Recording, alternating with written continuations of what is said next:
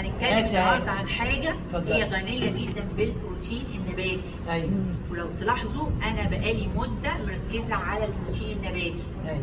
وبحاول قدر ما المستطاع ان انا زي ما اهالينا زمان بيستخدموه، لكن احنا بنجدد علشان ما نزهقش وعشان حبايبي الصغيرين كمان يحبوه وياكلوه. ومتناول اليد، يعني قد الحاجه اللي في الايد. ايوه.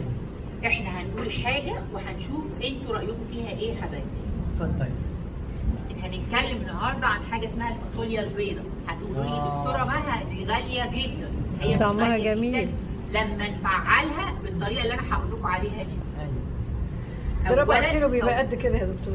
ايوه ربع كيلو. برافو عليك. انا بجيب ربع كيلو بتفيض كمان. اسمها بيوفر. ايوه. وخصوصا بتتنقع وتتسلق. معامله البقوليات اللي هي ننقع كل البقوليات كده مره ونكب وبعدين نسلق بالكمون وبعدين نطحن زي ما هعملها النهارده. ده الجديد. ده الجديد زي ما طحنا الترمس وبقينا نحطه على الاكل، لان المطحون بتاعه ملوش طعم لكن بيمد الجسم كله صغار وكبار بايه؟ بقيمه بروتين نباتي. نظرا ان البروتين الحيواني مرتفع السعر فاحنا هنحلي الدنيا في عيننا. بس عشان تصدقوني لازم اقول لكم ال 11 فايده بتاعه الفاصوليا البيضاء، بالاضافه ان هي بتفرط فعلا. لا دي حلوه. بتنقي الدم وتساعد الكبد للتخلص من السموم. حلو قوي. بتقلل الكوليسترول الضار. بتحمي القلب. بتنظم السكر في الدم.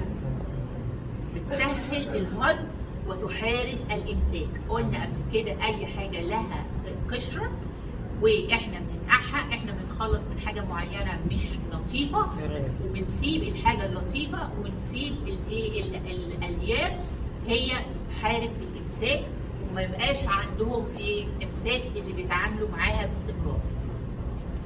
بتقوي المناعه. احنا قلنا بدال هي بروتين حتى لو هو نباتي هي بتقوي المناعه. يعني ايه يا دكتوره ما هتقوي المناعه؟ يعني لو دور برد ماشي البلد كلها هو مش هيسيبني ولا هيسيب عيالي لان المناعه عندي قويه. وتحارب الارهاق والتعب فتزيد النشاط. لوجود الحديد والمغنيسيوم زي ما انا معوداكم اقول لكم ده عشان ده ده عشان ده. غنيه بالفوليك اسيد B9 B9 اللي هو مهم جدا للدم وللمخ. الدم